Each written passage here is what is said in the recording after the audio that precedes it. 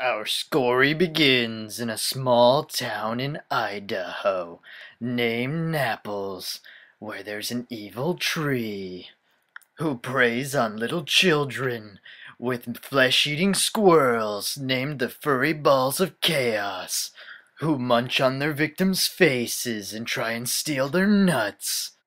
But one boy didn't know. Poor little Trevor Kendrick walked past the tree on his way to school.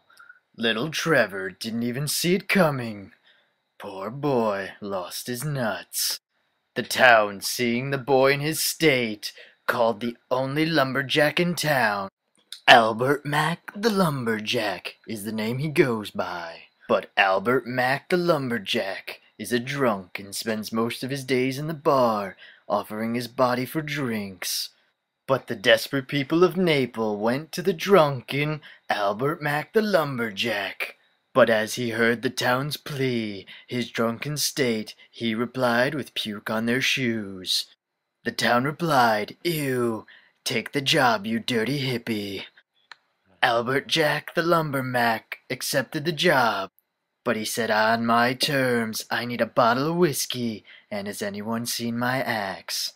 So the townspeople of Naples gathered him a bottle of whiskey, an axe, and a Swiss Army knife. So Albert Mack the LumberJack sets out on his epic quest to destroy the evil tree known as Splinter. He begins by scouting out the tree's location, looking for a weakness in its defenses. The tree looking almost completely impenetrable, he notices a couple leaves missing on the far left side. He moves to investigate. He moves up the left side of the tree, being met by a river. But him being an overweight, hung-over lumberjack, he struggles to cross the river intact. After pissing his pants, stubbing his toe, and drinking half the bottle of whiskey, he finally crosses the river. Finally crossed, he realizes his plan to flank the tree has failed, as he notices a furry ball of chaos heading straight for him. Albert Mack the LumberJack then begins to scream like a little girl, scared of the furry ball of chaos. But he stops and notices that there's a little bit of barf in the squirrel's whiskers. So with poor planning, bad judgment, and the will to drink, he pulls out the half bottle of whiskey. The furry ball of chaos then attacks the bottle. Turns out the squirrel was an alcoholic, just like the lumberjack. They drank, and the furry ball of chaos then passed out. With the furry ball of chaos vanquished, he then moves in for the killing blow on the tree. Completely drunk, and with piss in his pants, he takes his axe and strikes the tree down.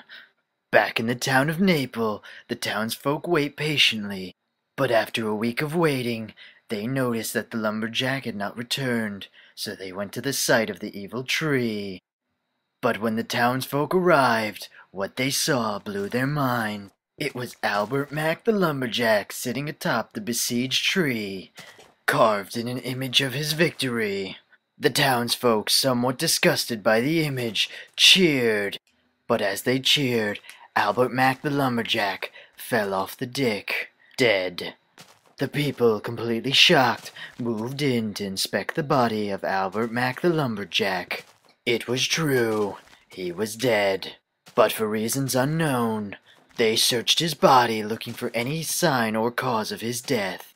But the only thing they found was a tiny splinter in his finger. Turns out it had gotten infected, and it killed the drunken lumberjack, a hero of the town of Naples.